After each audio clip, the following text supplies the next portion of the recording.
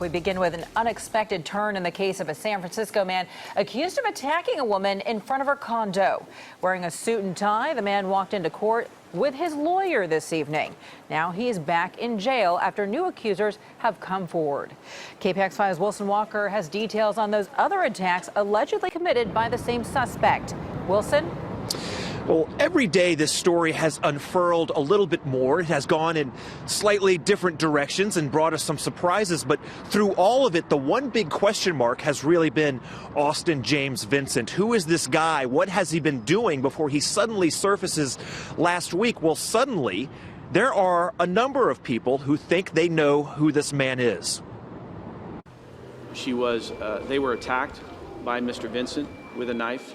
Those individuals had called for an Uber ride, and they were able to get into the Uber and leave the scene. The attack was on February 4th at 4th and Brannan, but the victims had escaped by car and the suspect was nowhere to be seen, so there was no police report filed. The victims only called police again upon seeing Austin Vincent's mugshot in the media last week, and police say they are also investigating his possible involvement in two more incidents, one of them said to be much like the attack on the Embarcadero.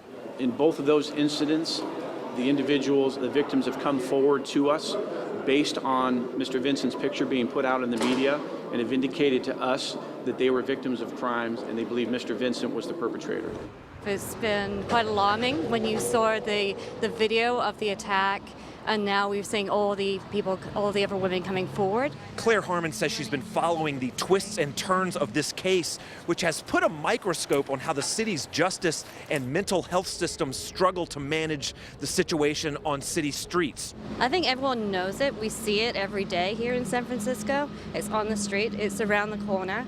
So Austin James Vincent is back in the San Francisco County Jail tonight, facing 9 new charges from the February incident, those 2 new investigations, and the 4 charges from the attack last Sunday. In light of the fact that Mr. Vincent is being booked at this time, and that's a lengthy process, I will roll this matter until tomorrow. I think it makes sense. Okay, so Vincent will be back in court tomorrow for his second arraignment, but let's go back a little bit to his first arraignment. Now, that is the court hearing where he is released from custody, which has, caused a bit of the firestorm here. A lot of criticism for the judge for making that decision. Well, what was going on in that hearing? Well, we have obtained a transcript of the first arraignment. So for all the discussion that was going on around that hearing, what was the prosecutor arguing? What was he saying? What was the defense attorney saying?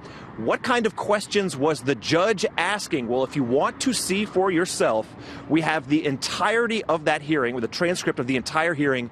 You can read it for yourself. We are posting it online as I speak at KPIX.com. So if you want to revisit the first hearing, the release of Mr. Vincent, we have that for you in its entirety. He will be back in court here tomorrow at 1:30 in the afternoon, and we will be here to cover it. We are live in San Francisco. Wilson Walker, KPIX 5.